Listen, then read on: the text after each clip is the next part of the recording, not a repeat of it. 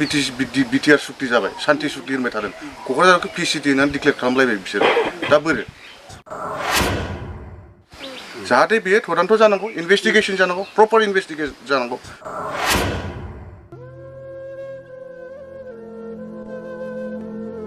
नंखाय दायाव इनकाउन्टार खालामनायनि थाखाय अल आसाम ट्राइबेल स्टुडेन्ट इउनियनआ दुखु मोननाय फोरमायनायनि गेजेरजों आयेननि मदद लानानै एडिशनेल एसपिनि सायाव गोख्रों लामा लागोन होननानै फोरमायदों। लोगोसे दुखुथिया नखरनो अनसुंथाइ होनायखौ नुनो मोन्दों। बिथांमोननि बेसेनगोनां बिजाथि आरो बाथ्राफोरखौ खोनानानै रायजो राजाफोरा गोजोननाय फोरमायदों आरो साबायखर बावदों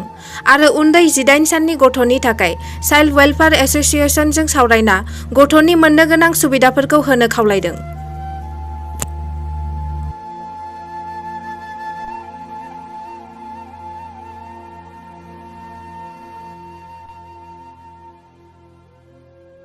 बिटिआर सुक्ति जाबाय शान्ति सुक्ति होनबाय थादों क'क्राझारखौ पिसिटि होननानै डिक्लेयार खालामलायबाय बिसोर दा बोरै एथ' इन'सेन्ट मानसिया दाय गैयै गथ'आ बिदि गावथार जानांगौबा गाबोनथ' होनबा आंनि फंबायफ्राबो बा आंनि बिदाफ्राबो बा आंनो गोमालाबायनो हागौ गाबोन जुदि जोंनि मानसिफ्राथ' एसे एनैखौथ' लोंखायो नङा होमबा आरो फिसा फिसौ खामानिखौथ' जों गैजा रोङै मानसिफ्रालाय बे एथ' बेकवार्ड जायगायाव थानानै जोंनाव जेबो अनसुंथायानो गैखायाबा माबा मोनसे खामायनो हानाय राहायानो गैयाबा एसे एनैखौथ' जों मावनानै जाखागोन नङा होमबा गाज्रि हक मोजां हक बिफां दाननानैबाबो जों फाननानै जानो हागौ दा बेफोरनि खेथ्रआवदि नों सोरखौबा उमुख होननानै दाय फान्दायनानै सिलाय जुदि नोंनि आखायाव गारलाबायनानै होनानै गावथार जानायाथ' बेथ' मोजां बाथ्रा नङा जोंथ' बेखौ बिराद साननांगौ बाथ्रा दं आरो खोथाखौ नायोबानो सासे 15 दिननि सासे गथ'सा दं बेहा बेखौ सानोना सानाखै सासे 15 दिन गथ'सा गोनाङा बे एक्सट्रिमिस्टआव थांफेरो नामा गावनि गथ' गोरलैखौ गारनानै सोरबा थांफेरदों नामा बेहा अननाय गैया नामा आरो गामिनानो नोंसोर बेखौ नुबाय थाखानाय नङा होमबा दैलिग नुलायलायखायो नोंसोर माबा फानहैनायखौबो नुयो नोंसोर बाजार खालामनायखौबो गामिनि मानसिफ्रानो बेखौ नुगासिनो बे बेक्तिखौ होनबा बे मोरै जाथाव जोंथ' बेखौ मानिनानै लानो हाया दा जोङो बेखौ अल आसाम ट्राइबेल स्टुडेन्ट इउनियननिफ्राय जिखुनु बेखौनो दायथ' लाबाय जोंनि दायथ'आथ' बेनोसै जोंथ' थाखा फैसाबो गैखाया जाहैबाय जोंनाव जोंबो खुनुरुखुम थांनानै दङ जिखुनु जों जेसेबां हायो आयेननि बेबस्थाखौ जों ट्राइ खालामगोन नेशनेल हिउमेन राइट्स कमिसन दङ बेहाय जोंनि भारतारि संबिधानावनो दंखायो बे नेशनेल हिउमेन राइट्स कमिसना जोङो हिउमेन राइट्स भायलेसनाव जेब्ला जायो होनबा बेखौ बिसोर तदन्त खालामो न्याय बिसार होयो बिसोर दा नंखायनो जोङो दिनैनो थांनानै सेन्ट्रेल कमिटिया नेशनेल हिउमेन राइट्स कमिसनाव मोनसे जोङो एप्लिकेसन हरगोन मेम'रेन्डाम नङा जों एप्लिकेसनखौ हरगोन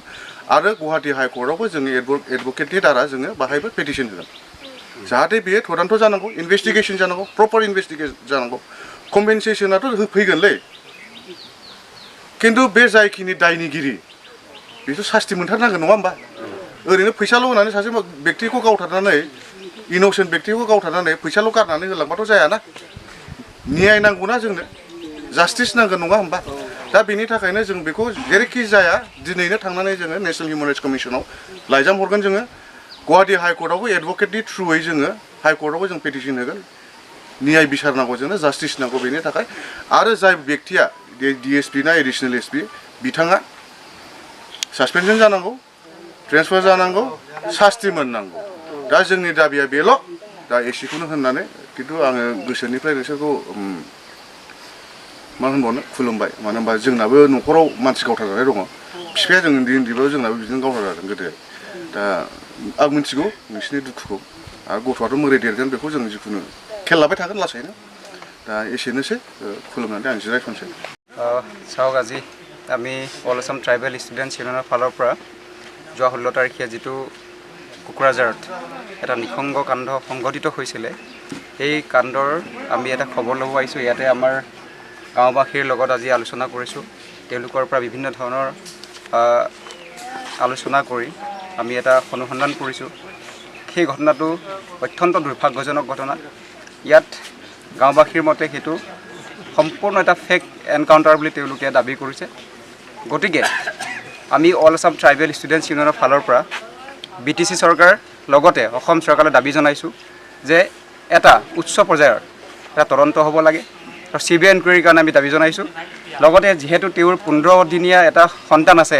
কিছু এটা জন্ম হৈছে তো সেই সন্তানটোৰ দায়িত্ব কোনে ল'ব এতিয়া গতিকে সেই সন্তানটোৰ দায়িত্ব ল'বৰ কাৰণে আমি অসম চৰকাৰক দাবী জনাইছোঁ লগতে সন্তানটোৰ ভৱিষ্যত যেটো সুৰক্ষাৰ কাৰণে চৰকাৰীভাৱে তেখেতৰ যি সহধৰ্মিনী আছিল সেই সহধৰ্মিনীক সংস্থাপন দিবৰ কাৰণে দাবী জনাইছোঁ ধন্যবাদ।